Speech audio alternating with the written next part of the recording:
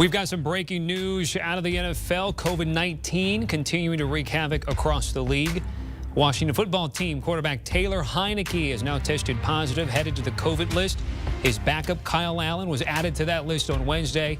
Now, both players are vaccinated, but their status very much in doubt for Sunday's NFC East showdown with the Eagles. As it stands now, the football team would have to lean on one of their emergency quarterbacks. They signed Kyle Shermer to the practice squad earlier this week. Also, Garrett Gilbert could be the one in line to start on Sunday.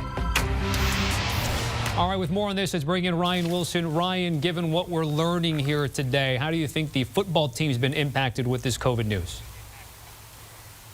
This is a huge deal, Tommy. I mean, you mentioned revised protocols. There's a situation where Taylor Heinicke, who you mentioned is vaccinated, could be eligible to play as soon as Saturday under the protocols that were announced yesterday, as a situation that can probably be best be described as fluid in terms of these COVID outbreaks. So I suppose that's some level of good news there.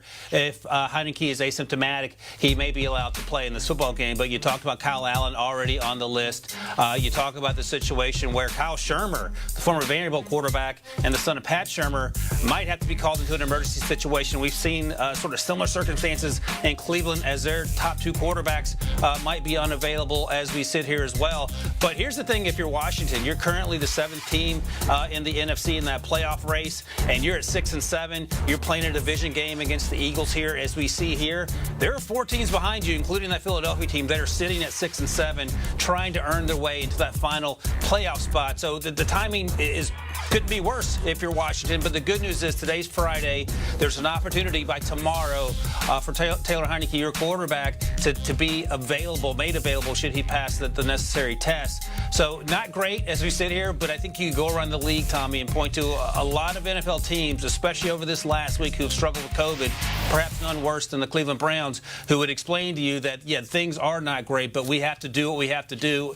As we sit here, it also doesn't sound like the NFL is going to be interested in moving any of these football games. So we'll have to see how this unfolds as we head into the weekend. All right, we'll follow up again on the macro, which you talked about. Rams, Browns, among those notable teams hard hit by COVID. But for the game itself, let's just go with the assumption that Taylor Heinicke cannot produce those negative tests. How would the news of him not being available for Ron Rivera and the football team change your mind about what you thought about this Eagles-Washington game?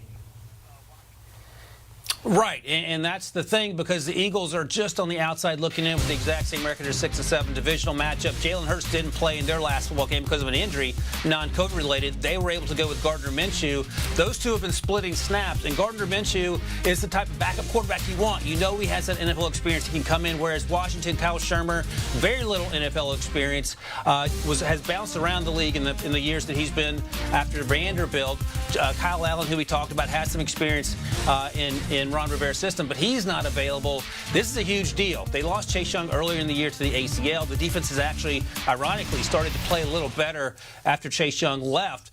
But to lose your quarterback, someone who is the heart and soul of this team, I don't say that in general terms. Taylor Heinicke, who out of ODU, undrafted, has sort of made a name for himself this year, replacing Ryan Fitzpatrick, has been the impetus for a lot of their success offensively, especially late in football games. If you don't have him, your playoff hopes suddenly feel like they're lost. And that starts with this Sunday game, a very important game, a divisional matchup against the Eagles. I would imagine the Eagles would prefer to see anyone but Taylor Heinicke, and I would imagine Washington, fingers crossed, hopefully we'll have Taylor Heinicke clear the protocols tomorrow. Ryan, before I let you go, I don't know if there's something that you guys talked about on the Pick 6 podcast with Will Brinson and John Breach, but just sort of what we're seeing with COVID right now. As you referenced, Roger Goodell, most recently at the owners' meeting, saying they're doing everything they can. Obviously, 0 cancellations. They would like to avoid postponements if at all possible. But what do you think about this rising case of positive tests that we're seeing in teams that have been affected so far? And you know this, Tommy, because you and I both are European soccer fans. This is not only an NFL problem. This is a worldwide problem in terms of the spread of COVID being much faster than even we saw a year ago before the vaccinations. There were no cancellations last year. There was some moving around of the schedule for these NFL teams.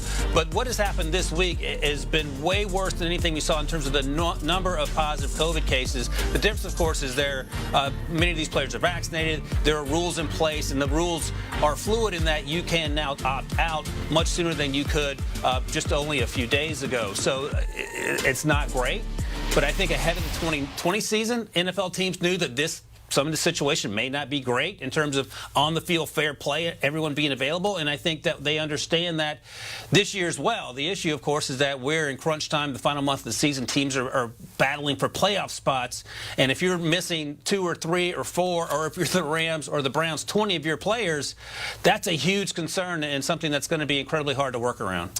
17-game season, the playoffs, and the Super Bowl, of course, are right there. We knew during Thanksgiving that the league put out some heightened protocol safety measures to try to avoid what we're seeing right now. Ryan Wilson joining us here with the very latest on that breaking news here on CBS Sports HQ. Again, big matchup with Washington currently holding on to that 7 seed, but both 6 and 7 teams going at it in Philadelphia. I can tell you Sportsline, this is before the Taylor Heinicke news, had given Philadelphia a 41.4% chance to make it to the postseason. Washington just over 19%. That likely will change in Bailey's favor with this news right now. Things are happening to the football team. We're going to take a quick break. When we come back, more CBS Sports HQ coming up.